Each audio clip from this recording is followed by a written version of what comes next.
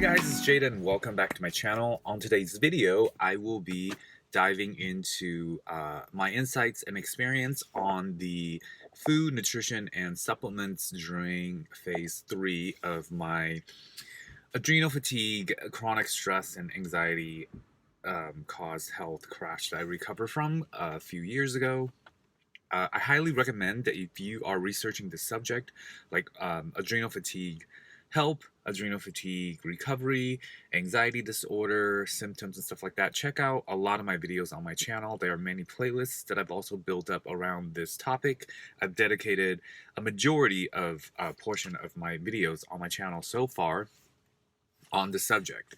So if you're looking for information and research, definitely you'll find a lot there.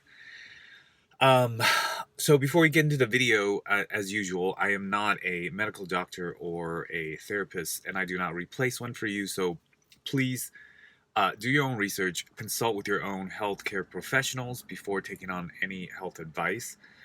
I highly recommend that to everyone, like I always say, and yeah, just go get a checkout properly first, and then if you are cleared and you get your reassurance, then you can like really focus on your stress management, your lifestyle change, and your anxiety to kind of recover yourself from this type of health issue. And this type of health issue is very common more and more these days due to the modern day chronic stress. Like, we're on our phones, the internet, constantly getting bombarded with emails, text messages, social media tweets, and like updates and stuff like that. So your nervous system are just like, this doesn't get the natural rhythm it needs to kind of reset itself, to calm down, so we can kind of run ourselves into issues.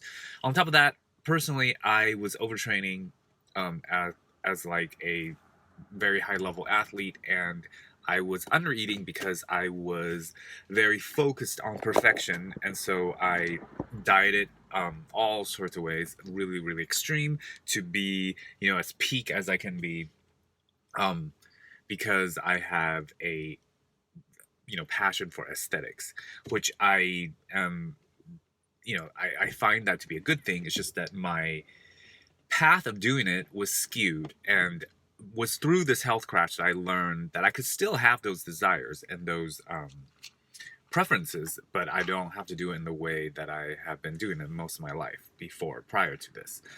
So anyways, but today's video specifically is on the food and nutrition and some supplements that I implemented in my own phase 3 phase of my recovery journey.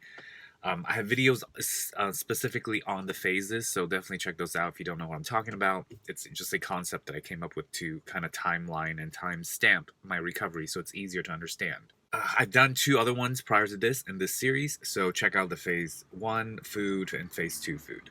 Okay, so phase 3 food, this is when things start to really like shift, okay? Because you are, by phase 3, if you have done the recovery and the right things, you're on your way to gradually more substantial recovery. Like, you could feel, you could see, you could really differentiate like the difference between how you're recovering before and now. Because in phase 3, you really start to kind of jump faster. Not huge jumps, but much more steady and like gradual recovery that's more sped up than, let's say, for phase 1 and phase 2. But that's not to say that you won't have setbacks in phase 3. There are more minor and lighter setbacks in phase 3, so be aware of that. So as far as the food, it does start to change, because in phase 3, I started to be able to regulate my blood sugar again better. By no means perfect or back to normal yet at this point, but I was better. So I was able to eat more of certain type of carbohydrates, like white pasta, white rice, because I do like that. I couldn't eat it prior to this phase. It would just cause me too much of a sugar spike, and I would crash, and I would feel like really massively horrible. So I avoided that, and I've covered this in the last 2 videos.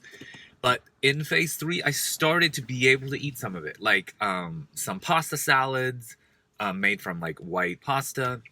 I wasn't crashing. Again, the moderation rule that I always talk about, like I didn't go overboard on it, just because now I can handle it. I just like would enjoy it when I want to, time to time, in again moderate amounts. By phase 3, I was also able to like go longer between meals. I didn't have to eat as frequently. Like my blood sugar would hold. So I was able to eat a little bit more now and less meals throughout the day. So that was a very good sign. I know there's a whole thing with like, you're supposed to eat like 6 small meals. Well, I think that's like, maybe it works for some people. I've tried that. My body and like just how I feel, I'd rather just eat when I'm hungry until I'm satisfied. And if it's less meals, that's fine. And I won't go to the other extreme where I eat like one huge meal a day and like fast for the rest of the day either. And you definitely don't want to do that in phase 1 and 2. And phase 3, you don't want to do that. Okay, no fasting still. You can try, if you do enjoy coffee or caffeinated drinks, in phase 3, I wouldn't do it right in the beginning of it, but as you gradually to recover, your body can tolerate somewhat, like a certain amount of caffeine. So, again, not like massive amounts, but like, a little bit. Just try it a little bit at a time. If it doesn't give you the jitters, it doesn't give you the symptoms, then you're okay. Just, have it once in a while. Gradually build yourself back up. If you like me, I like green tea. So if you like caffeinated drinks, try to implement that very gradually a little bit. Okay? Because up until this point, caffeine is not recommended from me for this. You will send yourself into a issue. It's going to give you symptoms of the nervousness. Sorry, guys. I had to switch spots. I'm parked. And there was just these few people near my car that were having a very intense conversation. And it was like getting into my audio. And I did not want that. So I had to move spots. All right. So let's get back to the video. Yes. So you can have some caffeine. Just do it gradually. If you enjoy having caffeinated drinks, just do it gradually and build yourself back up. By phase 3, you can start doing this. At least I was able to. As always, guys, these are what worked for me and what I think worked for most people that I've talked to. Find your own balance, guys. Do your own research. Talk to your own doctors. If you need to find alternative doctors, which I did a lot to get more information, go for it. It's your health. Don't rush into anything because somebody said so. Don't do anything drastic, and just really educate yourself and really research and really like listen to how your body is feeling, listen to how you're reacting to the different lifestyle changes, the different, maybe supplements, herbs, maybe diet methods. Just feel it out. Okay. Because I really think that mindset is so important to learn, that it's most likely those of us who are, kind of high-strung, overachieving, and kind of just like to be very extreme in everything that we do, tend to have this health imbalance with the chronic stress and adrenal fatigue and anxiety more often than somebody who's more mellow and isn't very extreme. So just, keep that in mind. Definitely take it slow and figure things out for yourself while you are researching and, finding out information like this video of mine. All right, so next, let me just give you some examples of what I was eating in phase 3, because now, it's slightly different. So I was very, I guess you can use the word clean. Like I said before, I chose very clean cooking methods, like boiling, steaming, water sauteing. I stayed away from fried foods. I stayed away from processed and packaged foods. Obviously staying away from refined sugar, desserts, and just like adding too much sugar into your drinks. I keep emphasizing that if you want to put a little bit of sugar into some things, that was fine for me. I think,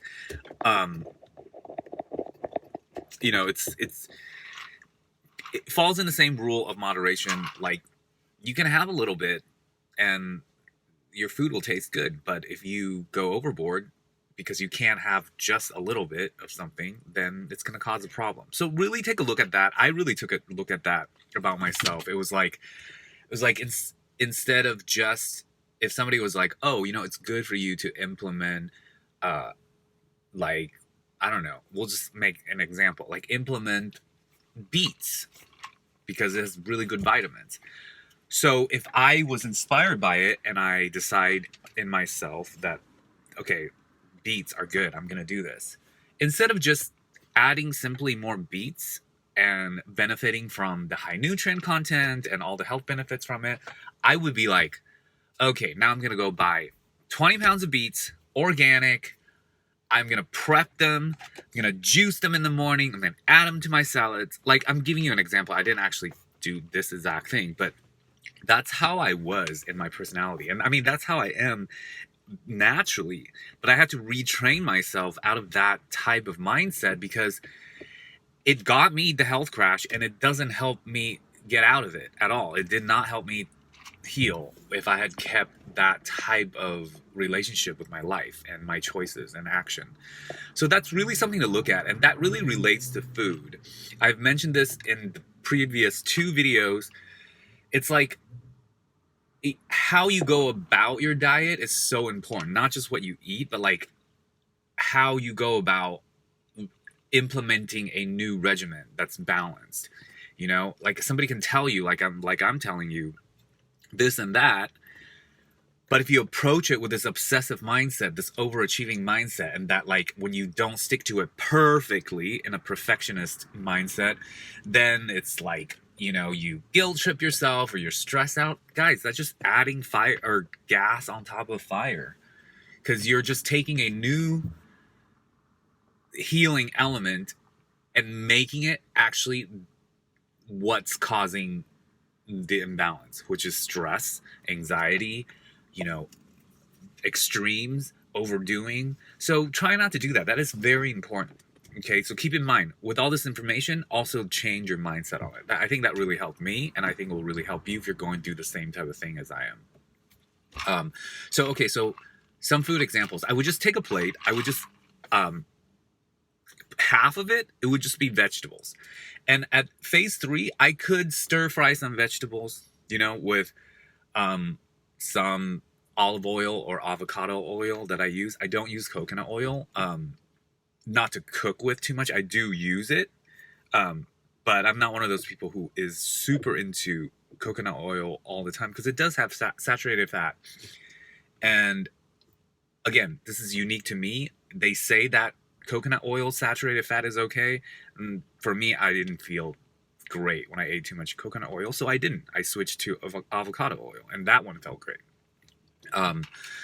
So I would just like half of my plate would be vegetables, and then I would have the other half divided into 2, so it would be like 2 quarters. One would be some sort of like high quality animal protein, eggs, chicken, whatever you like. Fish, I like shrimp, seafood. And then the other quarter would be some sort of carbs, like sweet potato or lentil beans. Now that by phase 3 that I'm able to eat more like refined type of grains, I will have, white pasta or white rice or white bread once in a while during that time. And I would just really be in tune with how I felt. Like if it was making me feel like, oh, that's too much blood sugar at once, I would back off. And it's just this like trial and error, and just do what feels right to my body, along with knowing all the information that I researched. So my meals would be very similar to that. If I made soups or stews, it would just be all that in chicken broth. So like I would just put tons of vegetables, some kind of grain, um, some kind of protein, and I just cook it into a broth and I just have a bowl of it. Again, eat till you're satisfied, but not till you're full.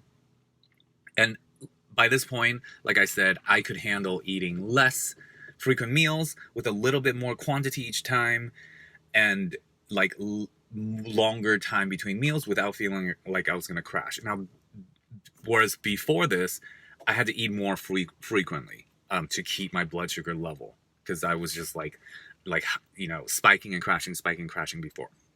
And that's a very common symptom for this type of like adrenal fatigue and kind of hormonal imbalance health issues. Now let's go into supplements.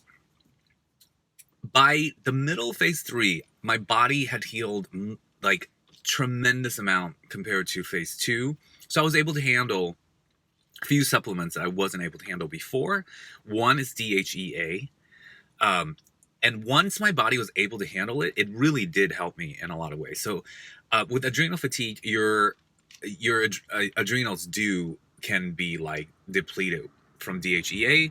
So if you supplement with that, it could really help you. So DHEA I took. I'm not going to say the dosages because you're going to have to research your own and talk to your own doctor about what's right for you. So DHEA I did take, and I still do take. And at this point, I had looked into my thyroid because I've had this for so long that I had this sense that it was affecting not just my adrenals, but eventually adrenals and thyroids are tied. So I just knew, especially I had like a lot of symptoms around my neck, and that just led me to ask my doctor that I was working with at the time, which he was like a medical doctor slash functional doctor. So and it wasn't directly related to those symptoms that I had a thyroid issue, but I actually ended up having not the most optimal thyroid numbers. So I just made a decision that I was going to take a very small amount of bioidentical thyroid supplement, and you have to take this daily because it's a hormone. So I started taking that, and I do very well with that. It instantly helped with a lot of the fatigue things I was feeling at the time, and it wasn't like a magic pill. Like it wasn't like, oh, my thyroid was optimized and like all the symptoms and everything went away. I had already recovered a lot by this point, but adding that and the DHEA, I did feel like significant boost in my recovery and continue, beyond that. And both those, like the DHEA and the thyroid, I still do take.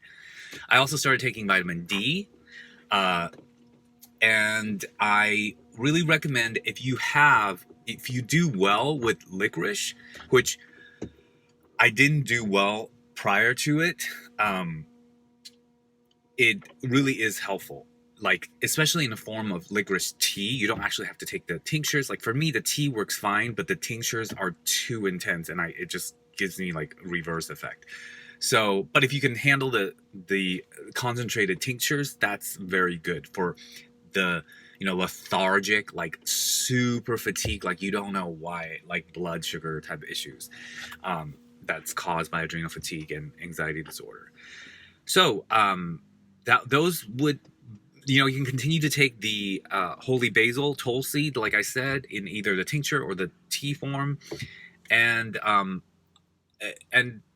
that's about it. The other supplements and vitamins and stuff like that I've reviewed and tried, they worked well for a while, and sometimes and some of them worked well, but then I end up having like not so good effect because I took them too early. I would retry them again later, and most of the vitamins and supplements that you see me reviewing in my channel worked fine from phase 3, like the middle phase 3 and on, which is about a year or so.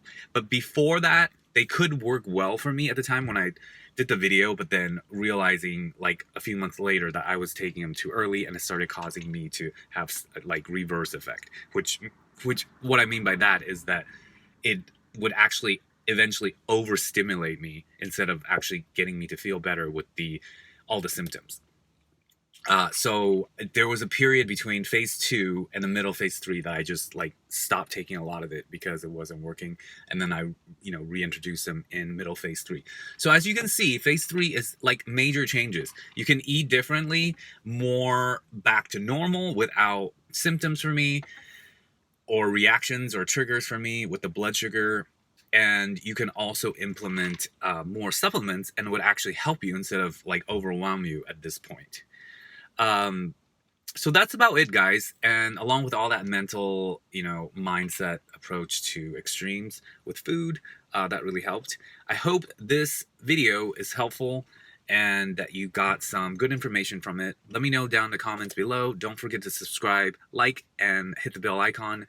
Share my videos if you think somebody might benefit from this information.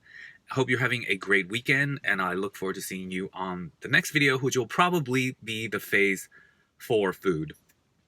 I might take a little break from this series and give you guys something else, but either way, I will see you guys in my next video. All right, thanks, guys. Have a good one.